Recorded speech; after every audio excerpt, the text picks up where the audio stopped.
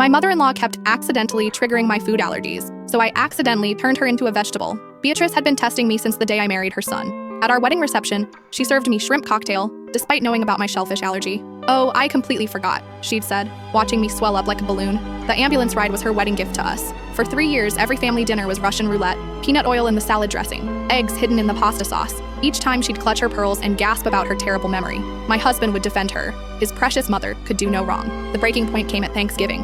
I'd specifically told her about my new dairy sensitivity after my doctor confirmed lactose intolerance. She nodded sympathetically, promised she'd make everything dairy-free. Dinner was perfect until dessert, her famous pumpkin pie, which she insisted I try first, as the guest of honor. One bite and my throat started closing. As I fumbled for my EpiPen, she smiled and said, "Oh dear, I used heavy cream in the filling. Silly me." That's when I snapped. I worked as a medical technician at the neurological clinic downtown. We'd been running experimental trials on selective memory enhancement, specifically targeting areas responsible for motor function and speech. The treatment was designed to help stroke victims, but the preliminary results showed something interesting. In rare cases, it could temporarily shut down higher brain functions while leaving basic autonomic responses intact. 2 weeks later, I volunteered to cook Thanksgiving leftovers at Beatrice's house. She loved playing hostess, especially when it meant showing off her spotless kitchen. I prepared her favorite, turkey soup with homemade noodles. The compound I'd borrowed from the clinic was tasteless, odorless, just a few drops mixed into her portion. I watched her slurp it down while bragging about her secret family recipes. "This is delicious, dear," she said, not knowing it would be her last coherent sentence. The effects started slowly.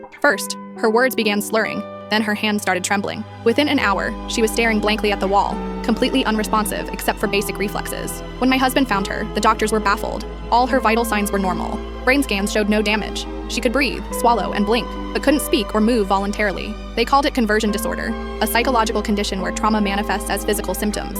"It's like she's become a vegetable," the neurologist told us sadly. I nodded sympathetically while holding my husband's hand. How tragic. And so sudden. She spent 6 months in that state before the compound finally wore off. When she recovered, she claimed to remember nothing. Not the soup, not our conversation, not even most of Thanksgiving Day. The doctor said memory loss was common with her type of episode, but something had changed. Now she double-checked every ingredient label, asked about my allergies constantly, never served me anything without confirming it was safe first. At Christmas dinner, as she nervously presented me with a completely allergen-free meal, she whispered, "I'm so sorry about all those accidents before. I promise to be more careful." I smiled sweetly and took a bite. "Accidents happen, Beatrice, but they can be prevented with the right precautions."